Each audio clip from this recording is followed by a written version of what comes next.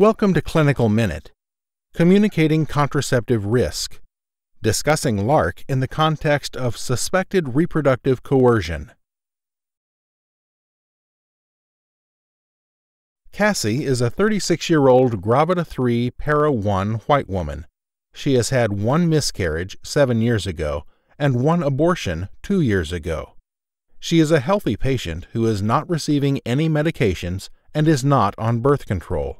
She visits the clinic with her partner of 10 years. She and her partner have lived together for the last 8 years. Cassie presents with heavy periods since the birth of her daughter 3 years ago and would like to regulate the bleeding. Since she does not want to have any more children, she would also like to prevent pregnancy. Cassie asks you about the IUD. What do you tell Cassie? You want to engage in shared decision-making with Cassie, so you know you should talk about the risks and benefits of IUDs and similar contraception so that Cassie can make an informed decision.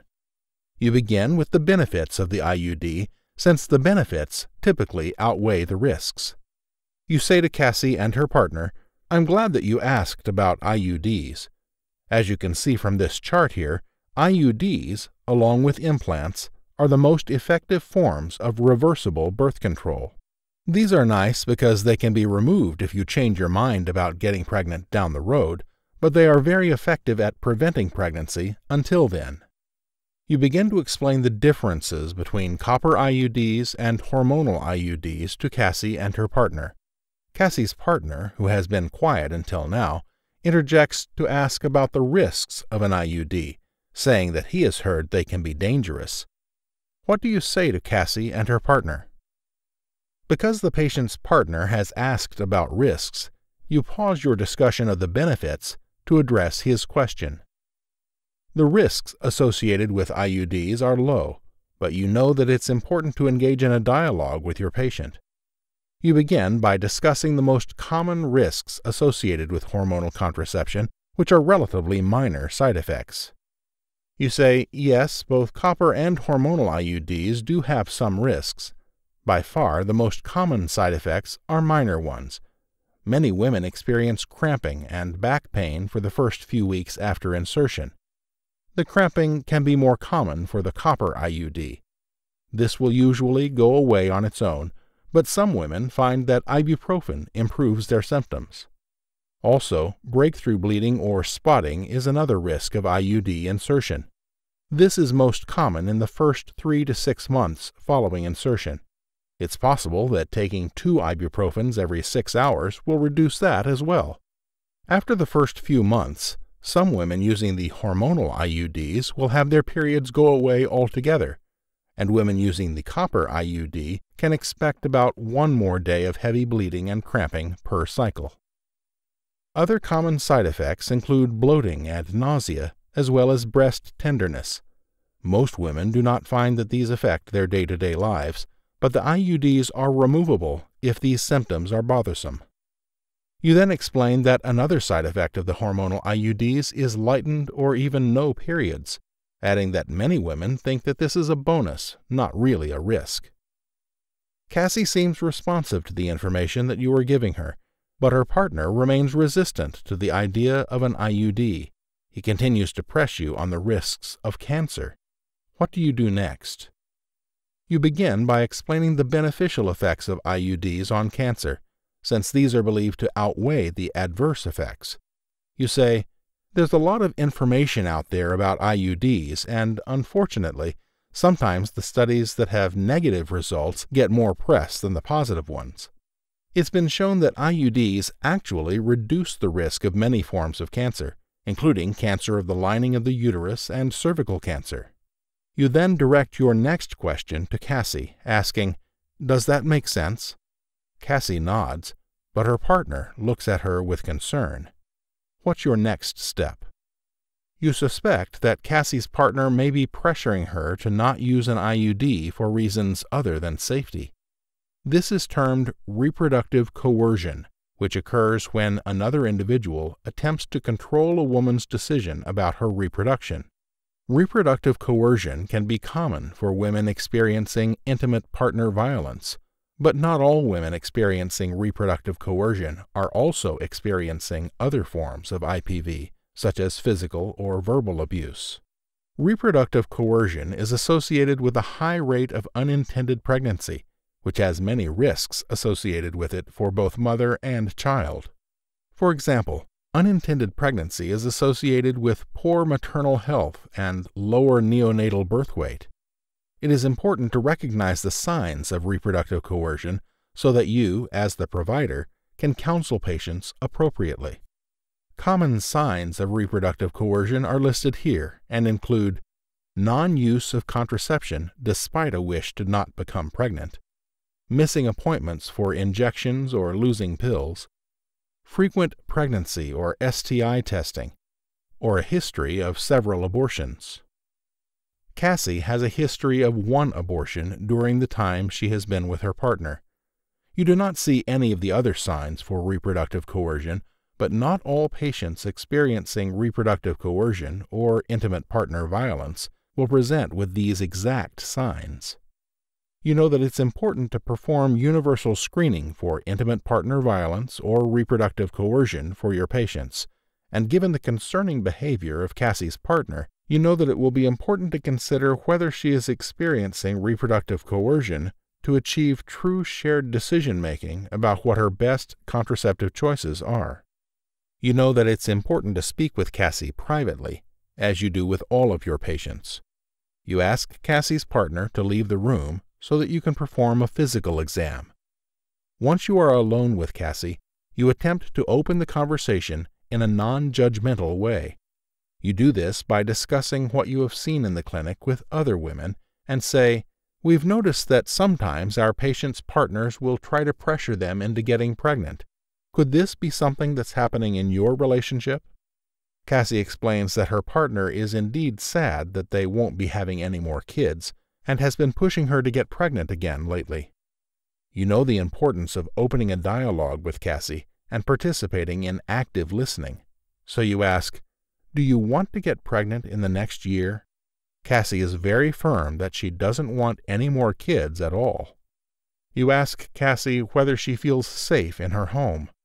Cassie says, "Yes, I feel safe, but I guess that my partner is starting to get frustrated about not having kids." What are your next steps? Although Cassie says that she feels safe in her home, you want to provide her with birth control that will best fit her lifestyle and not interfere with her relationship. Based on your experience with reproductive coercion, you know that there are many options for women who may want discreet forms of birth control. You ask Cassie, "Is a discreet form of birth control important to you?" Cassie responds with a question. "Do you mean that I might not have to tell him if I get birth control?" You say, "That option is up to you, but if you don't want him to know that you are using contraception, there are some options that we can use. For example, the IUD is already pretty discreet. There are strings that are usually left intact, but we can cut them short so that they cannot be felt. Would that be something that you are interested in?" Cassie says that she is interested in that possibility and still wants an IUD, so she would like to talk more about that option. You say to Cassie, "The benefits of cutting the IUD string is that the birth control can be discreet. However, it can make removal of the IUD more difficult down the line. This might mean a slightly longer removal process that is a bit more uncomfortable than usual. Does that make sense?" Cassie says that it does and wants to hear more about IUDs. You know that some partners will monitor the menstrual cycles of women, so you ask Cassie whether this is the case in her relationship. If it was, you could offer a copper IUD, since this should not drastically change her cycle. Cassie replies that he does not monitor her cycle, so you suggest a hormonal IUD, which will help to lighten her periods, since that was something that Cassie prioritized in her initial visit. Had Cassie not been interested in an IUD or implant, you know that you could have discussed ways to conceal birth control pills, such as in an envelope or by removing them from their characteristic packaging. Although same-day IUD insertion is the gold standard when providers can be reasonably certain that their patients are not pregnant, Cassie says that she will make another appointment for her IUD insertion. Since Cassie's partner is present, she feels that she would like to come back when he is not here. You ask her what she will use for pregnancy prevention until then. Cassie shrugs and says they've been using condoms some of the time, and she hasn't gotten pregnant yet. What do you do next? You want to encourage Cassie to consider a more effective method of pregnancy protection prior to the IUD implant. You pull out the tier-based counseling chart and say, if you remember the chart that I showed you at the beginning, condoms have a lower effectiveness rate than other methods, with an approximately 18% chance of getting pregnant. This means that out of 100 women who use condoms as their only form of birth control, 18 will become pregnant within 1 year. Would you be interested in starting the pill until we can insert the IUD?